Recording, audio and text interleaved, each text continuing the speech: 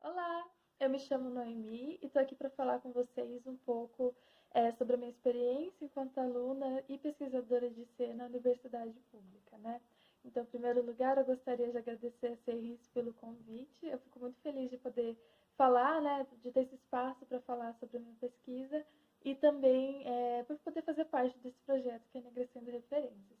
Então, bom, atualmente eu sou aluna de graduação em História pela Unicamp, né?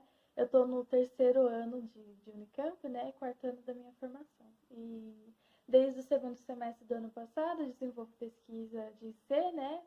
Pelo PIBIC, cujo título é Atividade Musical Promovida e Incentivada pelas Irmandades Religiosas e seu papel educacional na mina setecentista. Então, o meu objetivo com essa fala é apresentar um pouco, né, do meu tema de pesquisa e algumas das questões que eu trago para esse tema. Bom, resumidamente, o meu interesse pelo universo da música sacra colonial surgiu em 2018, quando eu ingressei na Unesp Campus Assis, né, que foi onde eu fiz o meu primeiro ano de História. Então, num trabalho de América Portuguesa, eu tive contato com a figura do padre José Maurício Nunes Garcia, que foi um multi-instrumentista, compositor e professor de música que atuou no Rio de Janeiro no século XIX. E por muitos anos ele também foi considerado o maior compositor brasileiro.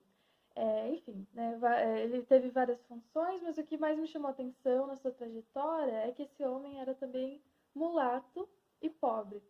Então, eu pude perceber que esse padre, com todos os entraves, né, que a sociedade impôs pela sua cor, foi alfabetizado, dominava o latim e o que me surpreendeu que é a escrita de partituras, né, o que me atraiu, na verdade. Então, nessa breve análise, eu entrei em contato com um universo que até então eu desconhecia, que é esse universo da música sacra, escrita e executada por homens pretos e, mais do que isso, dominada por esses sujeitos, né? Então, a gente percebe que a maioria dos músicos eram pretos, né?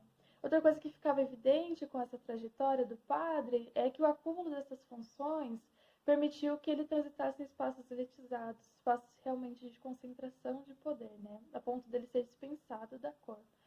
Ou seja, a gente percebe que ele passou por um processo de embranquecimento social. Então, a partir desse contexto, né, muito resumidamente, a partir desse contexto do Rio de Janeiro no 19, eu me sensibilizei para os estudos sobre Minas no 18, porque era praticamente inevitável, né, você falar sobre músicos pretos sem realmente falar sobre Minas Gerais. Então, quando já na Unicamp eu tive a oportunidade de conversar com a professora Lucilene sobre esse campo de interesse, é, as questões que eu tinha foram tomando forma, né, com a orientação dela, inclusive a Lucilene é hoje a minha orientadora, né, e aí a gente viu a oportunidade de desenvolver realmente pesquisas sobre o tema. Então, no processo de estudo para a escrita do projeto, o que se tornou evidente é que as Irmandades elas tinham um papel na promoção, né, como diz o título da minha pesquisa, na promoção das atividades musicais por meio das festividades, dos sufrágios, das missas, enfim, enquanto contratadoras dessa música. Então, ficou evidente que tinha alguma relação ali das Irmandades com a produção musical. Bom, nessa pesquisa, né, eu analiso as Irmandades na segunda metade do 18, né, na cidade de Mariana. Então, esse século, como a gente conhece, nos nossos estudos regulares, ou pelo menos foi assim que eu conheci, ele é caracterizado como o século da mineração. Então, e também de forte produção artística, né? É uma referência, né? Então, a gente vê na arquitetura, nas esculturas, nas pinturas, né? A gente vê aquelas igrejas maravilhosas que tem como expoente nomes que a gente reconhece, tipo Aleijadinho, Ataíde, né? As poesias do Cláudio Manuel da Costa, Tomás Antônio Gonzaga, e também na música. Então, pela figura, né, que eu conheci ao longo desse estudo do Joaquim Emérico Lobo da Mesquita, por exemplo. Ou seja, Minas Setecentista é um cenário de forte produção cultural proporcionado pela descoberta do ouro, né? Então, colocando aqui genericamente, né, para fins didáticos, esse cenário cultural de Minas Gerais ele se forma a partir da chegada de aventureiros, né, que encantados pela possibilidade de enriquecimento através da extração do ouro. E essa é uma possibilidade para muitos deles, né, ilusória. E esses sujeitos instalam-se nas regiões mineradoras, que vão dar origem aos arraiais, às vilas e às cidades, né, da capitania, né, ao longo desse processo. Então, desde o princípio, evidentemente, baseado na mão de obra escrava, né. Bom, nesse contexto de incertezas, instabilidades, medo, fome, enfim, a gente consegue entender qual é o papel crucial da religiosidade e das irmandades, né? Então, em um breve resumo, as irmandades elas podem ser definidas como associações de leigos, né, que se reúnem sob a devoção, né, aliás, para a devoção de um santo, mas que também promovem auxílio mútuo, né, nas questões de vida e de morte, aliás, das questões do nascimento à morte, né? E é interessante também porque as irmandades elas acabam refletindo as classes sociais da colônia. Então, você encontra irmandades de brancos mais prestigiosas, né? Irmandades de pardos que podem também refletir o ofício, né? Concentrar o ofício, e irmandades de pretos, né? Geralmente em devoção a Nossa Senhora do Rosário, São Benedito e Santa Efigênia, por exemplo. Então, como a gente pode verificar na Capitania de Minas Gerais, as Irmandades vão ter um papel importante na organização da vida religiosa, lembrando que não havia de fato separação entre o que é o Estado e o que é a Igreja, né? Principalmente pelo sistema do Paduado Régio, onde a coroa vai ter voz nas questões eclesiásticas. Então, quando a gente fala que a Irmandade ela tem uma influência na vida religiosa, isso não é pouca coisa, né? Não é um campo restrito. A religiosidade realmente está relacionado a todas as questões, desde o nascimento até o fim da vida, né?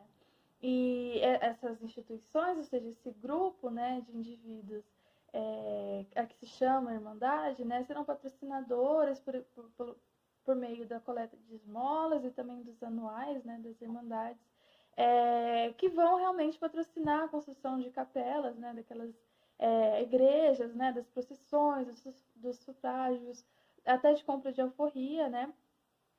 Prestando auxílio, por exemplo, a viúvas e órfãos também.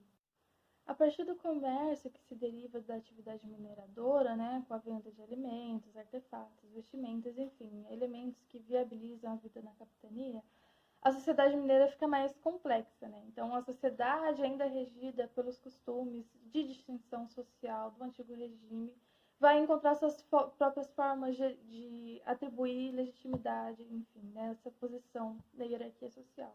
Então, nesse sentido, as irmandades elas vão se tornar, né, vão continuar sendo espaços de devoção, mas também vão ser espaços de construção simbólica, né, que vão agregar realmente status aos seus membros. Então, entre critérios, né, de distinção, tem, por exemplo, o Estatuto da Pureza de Sangue e a não realização de ofícios mecânicos. Então, essa sociedade, caracterizada pela expressividade, pela dramaticidade barroca, né, tem a música como uma constante, né, em todos os eventos, festividades, enfim.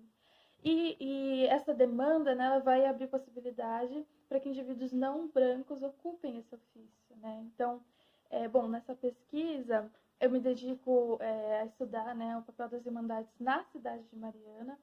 E aí tem um outro fator, né? A gente estuda Mariana pela sua relevância econômica, social e religiosa para os seus contemporâneos, então, com a instalação da Câmara do Bispado, por exemplo, mas também porque Mariana é uma das primeiras cidades da capitania de Minas Gerais que concentrava um considerável número de cativos, né, de diversas origens e também de distintas regiões dentro da colônia. Então, a partir do comércio, a partir da mineração, as dinâmicas de alforria elas vão ser viabilizadas, né, tanto pela acumulação de pecúlio através das atividades, né, de comércio pelos negros de ganho, por exemplo, e de outros profissionais, né, de ofícios mecânicos, e essa dinâmica vai gerar também um considerável número de forros, né? Então a gente tem um cenário peculiar aí para ser analisado.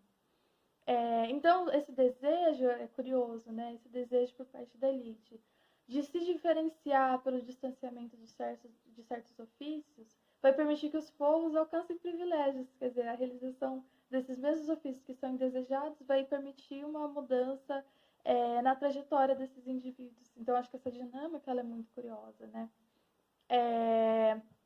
E aí, os instrumentos de distinção variados, dos quais as irmandades fazem parte vão permitir que os pardos também se distanciem das marcas do cativeiro por meio desses privilégios, ou seja, a própria adoção do termo pardo, né, a gente vê a irmandade dos homens pardos, enfim, traz essa característica do embranquecimento social e da aquisição de status. Então, retomando um dos pontos que é de interesse da pesquisa, né, a gente percebe que o ofício da música é incentivado pelas irmandades, né, porque são elas que gerem essa vida religiosa, e essa vida religiosa é sempre demarcada pela musicalidade, né, os eventos, enfim, tudo que acontece tem música. Na prática também, as irmandades acabam garantindo para si, né, os músicos de sua preferência, né, eu gosto desse músico, eu gosto, enfim, desse repertório e tal. Então, elas vão ter essa possibilidade de se afirmar como espaços de qualidade, né, reforçando realmente esse status, enfim. E os músicos também vão poder executar, né, funções privilegiadas, como fazer parte do corpo administrativo. Conciliando, né, outras formas de letramento também, como ser alfabetizado, né, saber ler e escrever. Então, nessa pesquisa, eu parto do princípio de que a execução musical consiste em si em uma forma de instrução. Então, na mesma lógica do aprendizado da leitura e da escrita, por exemplo. Então, com essa tese que a gente está argumentando, é que o local prestigioso da música dessa sociedade não é só porque a música é necessária, né? Não é só porque tudo precisa de música, mas sim porque a música em si é uma forma, né, de conhecimento complexa e sofisticada, né? Ela em si é uma forma de instrução reconhecida.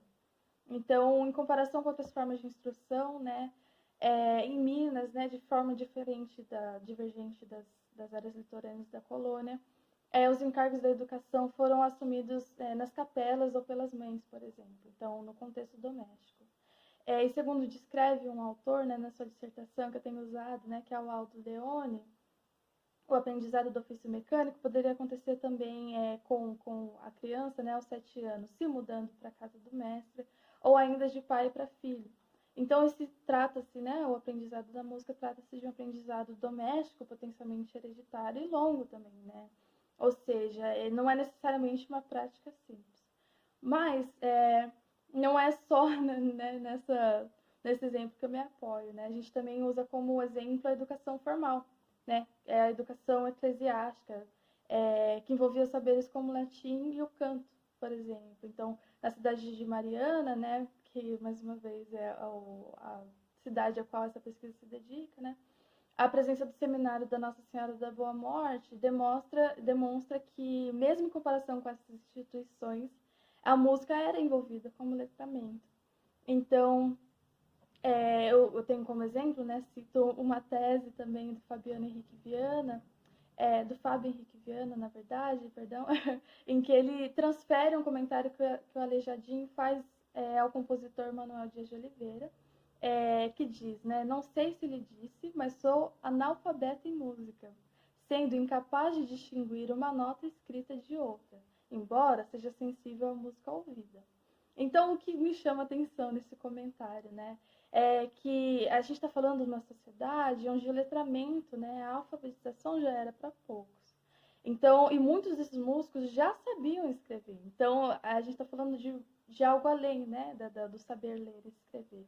Com essa pesquisa, eu procuro demonstrar que nessa sociedade, escrever música, ou seja, ler partitura, entender notações, enfim, todo o universo linguístico, né, que esse ofício compreende, era em si um saber valorizado. Ou seja, a música não era apenas, não tinha apenas seus valores práticos, mas também simbólicos. Então, a principal questão que envolve a pesquisa atualmente é entender como essa forma de instrução, né, a música, foi promovida na cidade de Mariana na segunda metade do século XVIII pelas irmandades religiosas, né? Para isso, a partir dos estatutos, né, dos compromissos das irmandades, do Bispado de Mariana, né, para identificar a trajetória desses indivíduos que participaram dessas instituições, e conciliando, claro, ao longo do estudo, com fontes complementares que nos auxiliem ao traçar esses perfis. Então, bom, é basicamente, resumidamente isso, né? Eu agradeço novamente a CEIS pela oportunidade de poder falar sobre esse trabalho. E eu me coloco à disposição para eventuais dúvidas, comentários, ideias, enfim, que possam sair dessa fala, né? Então, eu agradeço muito, é isso, e tchau, até mais.